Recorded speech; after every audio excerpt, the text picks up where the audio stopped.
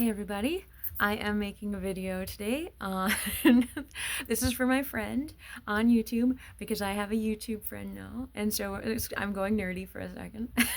We're friends from a long time ago, and we were catching up, and they are JC Demi. You can check them on YouTube here. They specialize in villain videos, villain crossover fictions, fan fictions, and so check out their channel on YouTube. I've never done a shout out to anyone before. Oh. But I've been watching their content lately, and I wanted to make a video about a villain that was prominent back when I knew this person back in high school. I kind of lost sight of all popular culture for years because I didn't have Wi-Fi at my apartment and I didn't have cable, and so I just had like a grouping of like 10 DVDs and maybe like 15, maybe 15 DVDs. And so I kind of just watched the same movies over and over again for years and years. And and I did watch some YouTube, but it wasn't a lot. I wasn't, it came and went. I did a lot of like LibriVox, free audiobooks, and also Audible audiobooks, and I found the library app also for audiobooks and regular digital books too. But I didn't, so it was a lot of books and not a lot of like movies, and definitely not the popular cultural, this is what's happening now, this is what's cool now, check out, these are the fandoms of the here and now, this is what you're gonna find in all of the stores. It all just kind of fell off when actually I went back to school, and and I had my apartment, and I was paying student loans, and so I wasn't going to shell out for any technology at the house. If I wanted it, I would stay on campus, and otherwise I figured out a hotspot after a couple of years, so I would have internet for at the house or at the apartment, and but I just completely fell off, and so I don't know what's like modern things. I'm trying to get caught up. I started streaming Netflix, and so welcome back to reality. Let's see what I've missed over many years. Hello, welcome. But I wanted to do this video for I wanted to do this video for JC Demi, and because they like villains, and we are friends in real life, and I did like a particular villain when I was in high school. There were actually a couple of villains. I don't know if you watched the movie Chicago, but it's socio-political. It's about a group of women who were convicted for murdering people, and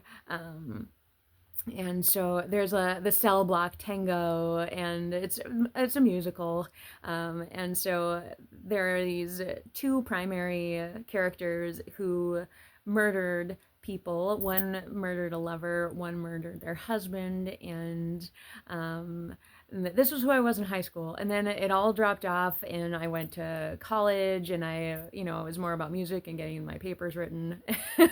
I swear. And then I was working, and so it all just went away. But these have kind of been a theme lately too, of this is who I was 20 years ago. But I don't mind rehashing it for this video because this is a friend from 20 years ago, and nostalgia. Oh, the nostalgia. That movie, they're all in prison, and it's a musical. So I don't know why we didn't talk about it. I don't know that we talked about it when we were in-person friends in high school in the 20 years ago, aging us, but but I think actually you would really appreciate it.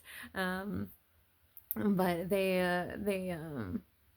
have the cell block tango, where they're singing about why the people they murdered deserved it because they were scumbags, they were cheaters, and that they're abusive, domestic abuse and things like that, and how they killed them. And then there was one person who was innocent, and it's so sad, but she was convicted wrongly.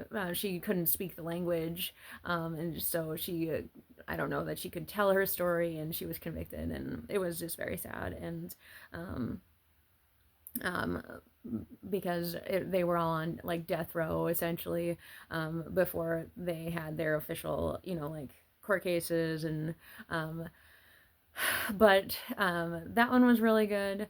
Um, it was, this gal, she wanted to be famous, and that's not really something that I align with, but the music was so good, and I used to like a good political satire, and now I feel like it's way too real.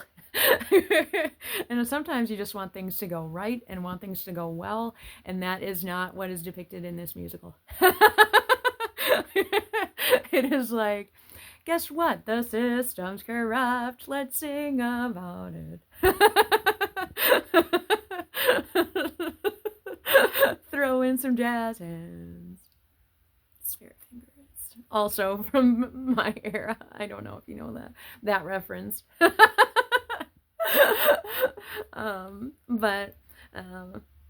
but that was a good one. That's not the villain though. The gals in it are both villains. Um, and I didn't recognize it at the time, I guess. But that one was a big one. And then we kind of moved on, and we did, I don't know if you know, it's a neo opera, it's a musical also, The Phantom of the Opera. And that is one of my big villains. I love singing for the Phantom of the Opera. I do sing. I used to sing. I used to sing all of the time, like in hallways. In high school, I was constantly singing when I wasn't in class. I'd sing to myself all the time. If I had a sports event, I was in sports too. I would be singing on the bus to myself. I'd have my MP4 player in there, or MP3 player. Sorry, MP4 I think is video. MP3 player. I wasn't the cool kids. I didn't have an iPad, but those were all the rage back then. Ooh, do you have an iTunes? No, it's not an iPad. Cripes, what is it? It's an iPod. Did I say iPad or iPod? I don't remember. But I didn't have an iPod. I had the generic, I'm not a cool kid in school music device. And it had enough room for about 264 songs. And so I listened to the same songs over and over again. But they're all great songs. And I loved that device. Listening on a loop. And I would listen on the bus. I would listen all the time. And so I would sing, and I would sing with some friends too in person. I later started singing with JC Demi a little bit when we would hang out of school, in car rides, as you do. I've also been quoted as saying, car rides are for songs, or for singing. Car rides are for singing. You're supposed to sing along to the radio. But you do want to be safe as well. Keep your eyes on the road. I have matured since then. Keep your eyes on the road. Keep the volume manageable. You want to be able to hear the sirens. Be responsible. That's officially what I'm saying. But there was nostalgia there, and I don't know that we really sang together in high school, which is weird because I know we both love music. And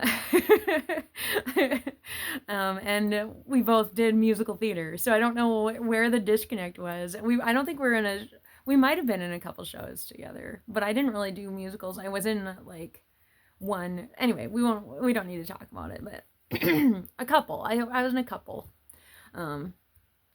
But not the one that I'm thinking of specifically that I know that she was in. I wasn't in that one. But I know that she does like musicals. I do know that she likes singing, and so.